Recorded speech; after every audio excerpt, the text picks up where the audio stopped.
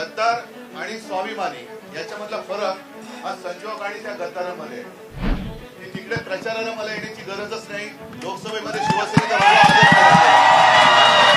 छत्रपती शिवाजी महाराज जन्माला आले तिथेच पहिल्यांदी गद्दारी गाड्याची सुरुवात करायची.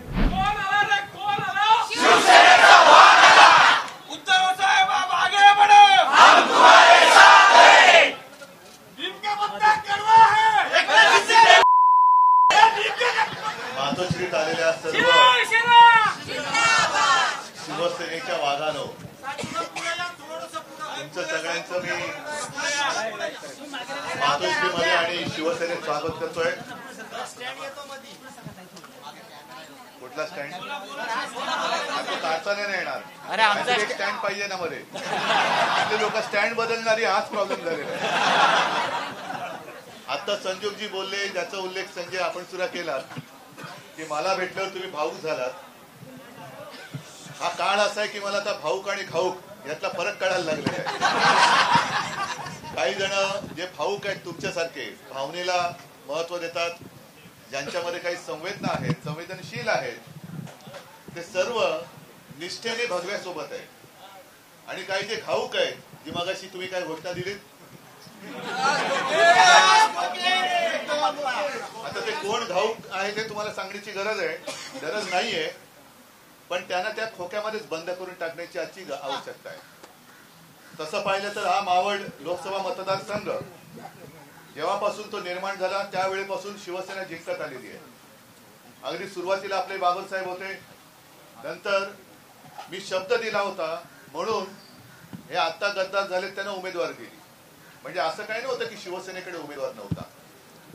आता त्यांनी गद्दारी केली. गद्दार आणि स्वाभिमानी याच्यामधला फरक हा संजोग आणि त्या गद्दारांमध्ये फरक स्वच्छ आहे. आज तुम्ही सगळेजण शिवसेनेत आलात, काय असं शिवसेनेकडे आहे? आता सत्ता जी होती ती पुन्हा येणारच आहे, त्याच्याबद्दल दुमत नाहीच आहे. पण सत्ता त्याने हिसकावून घेतली, गद्दारी केली. आणि तसं पाहिलं तर नेहमी एक राजकारणामधला पायंडा आहे की जिथे सत्ता असते तिकडे गर्दीचा ओघ असतो. पण आपल्याकडे उलट आहे. काल सुद्धा जळगाव मधनं बरेच लोक शिवसेनेत आले, आज तुम्ही सगळेजण आलात. इकडे सत्ता नसताना तुम्ही सत्ता आणण्याच्या जिद्दीने इकडे आलात, आणि सत्ता आहे तिकडे आपली खुर्ची टिकवण्याच्या लाचारीने जे गेलेले आहेत त्यातला स्वाभिमानी आणि गद्दारीतला फरक आहे. मला इथे जास्त काही मोठं भाषण करायचं नाही, पण तुमचा मला सांगतोय की तिकडे प्रचाराला मला येण्याची गरजच नाही. लोकसभेमध्ये शिवसेनेचा तरी देखील साहजिकच आहे मी प्रचाराला नक्की येणार. आणि हा मतदारसंघ जरासा भौगोलिक दृष्ट्या वेगळा आहे. थोडासा एक डोंगरावरती जातो, बराचसा खाली येतो.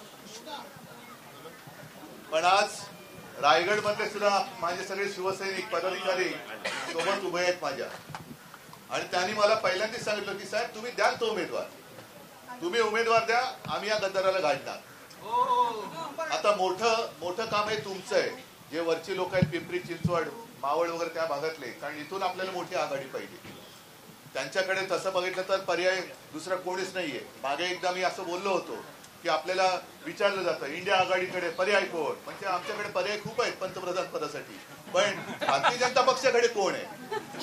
आणि त्यांचं कर्तृत्व आपण 10 वर्ष पाहिलेलं आहे.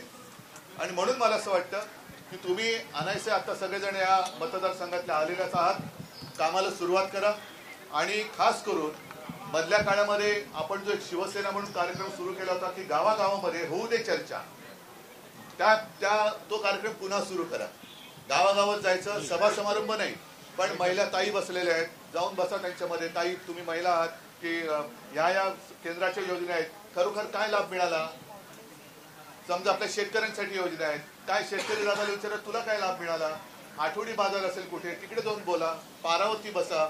या वाड्या वस्त्या पाडे सगळे आहेत, तिकडे जाऊन होऊ दे चर्चा. काय काय सरकारने 10 वर्षात केलं, कारण त्यांनी आता सुरू केले मोदी सरकार म्हणजे सरकार जनतेचं, पैसा जनतेचा आणि प्रचार त्यांचा, आणि तो ठिकठिकाणी रथ अडवत आहेत. लोकांनी जाब विचारतायत की नक्की काय आहे, नक्की सरकार कोणाचं, योजना कोणाच्या पैशातल्या. तर ह्या योजना खरोखर लोकांपर्यंत पोहोचल्यात की नाही त्याची एक सुरुवात करा. बाकी निवडणूक कशी जिंकायची मला त्याची काही काळजी नाहीये, कारण तुमचा उत्साह दांडगा आहे. हा दांडगा उत्साहच विजय मिळवल्याशिवाय राहणार नाही ही मला खात्री आहे. तुम्हाला नवीन वर्षाच्या शुभेच्छा देतो आणि एक सांगतो की संजोगजी, तुम्ही आणि तुमच्या सोबत जेवढे लोक आलेत, कारण गौतमजी आता ते एकनाथजी पण आलेत, आता त्यांना ते शिवसैनिकच आहेत, शिवसैनिकच. आता जुने नवे काय नाही, एकदा शिवसेनेत आलात की सगळे शिवसैनिक आणि सगळ्यांनी एक आपलं भगवा, कारण मावळ म्हटल्यानंतर पुण्याचा भाग येतो आणि पुणा म्हटल्यानंतर शिवनेरी आलीच. त्याच्यामुळे जिथे छत्रपती शिवाजी महाराज जन्माला आले तिथेच पहिल्यांदी गद्दारी गाड्याची सुरुवात करायची. तिथूनच. तर पुन्हा एकदा सगळ्यांना शुभेच्छा देतो. धन्यवाद. जय हिंद, जय महाराष्ट्र. महाराष्ट्रातील सर्व बातम्यांचे विश्वासार्ह व्यासपीठ. सकाळच्या सर्व सोशल मीडिया प्लॅटफॉर्मला लाईक, फॉलो आणि सबस्क्राईब करा. तसंच सर्व नोटिफिकेशनसाठी बेल आयकॉन प्रेस करायला विसरू नका.